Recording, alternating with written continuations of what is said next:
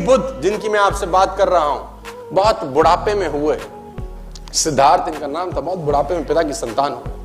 तो जब बहुत बुढ़ापे में संतान हुए तो पिता को इसका जब राजसू यज्ञ किया गया, जिसमें नामकरण संस्कार होता है बेसिकली, और नामकरण संस्कार में अलग अलग देशों से, अलग अलग शहरों से लोगों को बुलाया गया। बुद्ध का नामकरण संस्कार हो रहा है, सिद्धार्थ है जब, अभी बुद्ध नहीं हुए हैं, अभी लड़का ही है खाली, और बहुत सालों के बाद बुढ़ापे में हुआ है। तो बड़े बड़े ज्योतिषियों ने सिद्धार्थ का हाथ देखा। 12 साल का एक लड़का जिसका नाम था कुदन्ना, छोटा ज्योतिषी, उसने भी इस बुद्ध का हाथ देखा, छोटे से बच्चे का।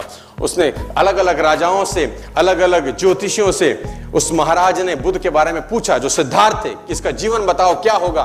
90% लोगों ने बोला सन्यास ले लेगा, 10% लोगों ने बोला राजा बन जाएगा। 12 साल का ज्योतिषी कुदन्ना, उसने एक उंगली उठाई, उसने बोला राजान, मैं स्पष्ट तौर पर कहता हूं कि आपका लड़का सब सन्यासी हो जाएगा, सब छोड़ देगा।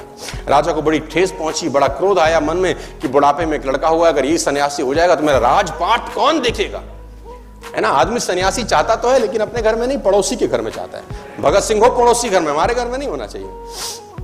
तो बुद्ध ने बोला इसका, राजा ने बोला इसका उपाय क्या है। उपाय बड़ा सरल है, इसको भ्रम में रखो जीवन भर, क्योंकि जिस दिन इसको दुख का एहसास हुआ, इसके मन में पीड़ा हुई, ये सन्यास की तरफ चला जाएगा। राजा ने बोला क्या करूं। बोला षड्यंत्र करो, प्रपंच रचो। कैसे। बोला जिस महल में रहता है गर्मी है ते सर्दी एहसास ना हो, सर्दी में गर्मी का एहसास ना हो, इसको शराब पिला, लड़कियों से घेरे रखो, इसके इर्द गिर्द झूठा संसार रखो, इसको पता नहीं चलना चाहिए कि दुख नाम की कोई चीज होती भी है। बूढ़े व्यक्ति को इससे दूर रखो, मृतशैया को इससे दूर रखो, सूखा पत्ता इसके बाग में दिखना नहीं चाहिए, क्योंकि ये चीजें इसको आकर्षित करेंगी संन्यास लेने की तरफ। राजा ने प्रपंच किए। और मैं बताना चाहूंगा आपको, मैंने इतिहास पढ़ा है कि अलग अलग ऋतुओं के लिए सिद्धार्थ के लिए अलग अलग घर बनाए गए।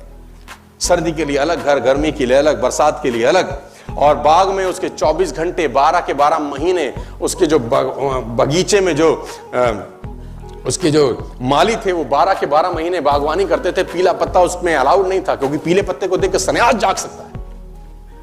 और ये चलता रहा, और वो दिन आया जिस दिन कुछ होना था बड़ा। कहते हैं जो ईश्वर ने आपकी तकदीर में लिख दिया उसको तो कोई खुद नहीं बदल सकता।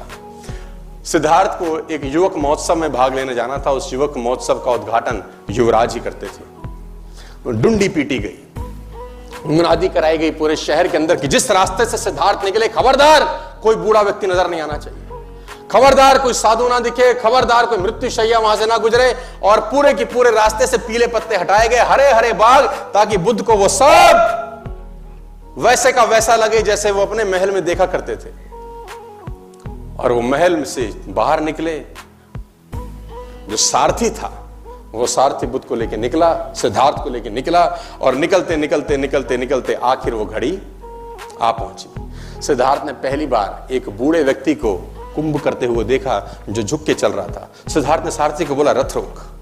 सारथी ने बोला महाराज क्या हुआ। बोले ये झुक के क्यों चलता है, क्या तकलीफ होगी इसको, क्योंकि पहली बार उसने बुढ़ापा देखा। सिद्धार्थ ने आज तक तो सब हष्ट पुष्ट लड़के लोग देखे थे। सिद्धार्थ ने बोला ये झुक के क्यों चल रहा है। सारथी बोला महाराज मुझे आज्ञा नहीं है कि मैं संदर्भ में आपसे एक शब्द कहूं। सिद्धार्थ ने बोला मैं आज्ञा देता हूं, तेरी गर्दन उड़ा दी जाएगी, तो तुरंत बता ये झुक के क्यों चल रहा है। सारथी ने बोला महाराज ये बूढ़ा हो गया है, ये बुढ़ापा है।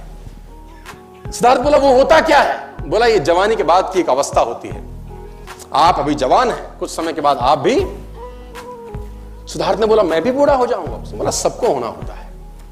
रथ आगे बढ़ा और सिद्धार्थ ने फाइनली एक मृत्यु शैया देखी। कुछ लोग एक बॉडी को ले जा रहे थे। सिद्धार्थ ने बोला रथ रोक, इस आदमी को बांध के क्यों ले जा रहे हैं, इसको क्या हो गया है। तो उसने बोला महाराज ये मर चुका है। बोला ये क्या होता है। बोला ये बुढ़ापे के बाद की अवस्था है। बोला एक दिन क्या मैं भी मर जाऊंगा। सारथी ने बोला जो आया है सो जाएगा, राजा रंक फकीर, जो आएगा वो जाएगा। रथ आगे गुजरा तो सिद्धार्थ ने फाइनली वो लास्ट में वो देखा जो उसको देखने के लिए मनाही थी। सिद्धार्थ ने अपनी आंखों से एक सन्यासी को गेरुए वस्त्र धारण किए चलते देखा। तो सिद्धार्थ ने सारथी से बोला इसने इस रंग के कपड़े क्यों पहने हैं।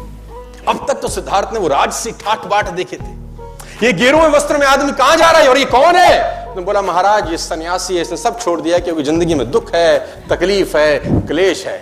सिद्धार्थ ने बोला रथ रोक, लौटा ले। कहते हैं कि सिद्धार्थ उस युवक महोत्सव में भाग लेने नहीं गए और आधे रास्ते से ही लौट के वापस आ गए और उसी रात सिद्धार्थ ने गृह त्याग कर दिया। उसी रात को वो सब छोड़ के चले गए। एक चीज बदली सिद्धार्थ के जीवन में, और वो था विचार। 12 बरस के बाद लौटे, बुद्ध होके लौटे, तेज उनके चेहरे पे था। घर का किवाड़ खटखटाया, यशोधरा ने दरवाजा खोला। छोटा सा बच्चा था जब 12 बरस पहले सिद्धार्थ गए थे। यशोधरा ने पहले तो खूब गालियां दी कि तुम मुझे बता के नहीं जा सकते थे, मुझे पूछ के नहीं जा सकते थे। सिद्धार्थ बोला, मैं तुझे पूछता तो मुझको जाने देती।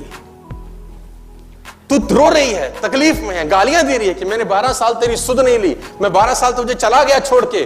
तू ये देख कि गया कोई और था यशोधरे, आया तेरे पास कोई और है। जो गया था वो लौटा नहीं है, लौटा कोई और है। मैं आपको बताना चाहूंगा सर, एक चीज बदलने से आपकी पूरी जिंदगी में भूचाल आ सकता है। और आज 22 फरवरी 2019 को अगर नेटवर्क मार्केटिंग के लिए आपका विचार बदल गया, आपके आने वाली जनरेशंस बदल सकती है। सिर्फ आपका विचार बदल गया कि ये वो बिजनेस है जिसने इस दुनिया में करोड़पति अरबपति पैदा किए हैं, ये वो बिजनेस है जिसने नीचे से ऊपर तक लोगों को पहुंचाया। ये विचार बदलने से आप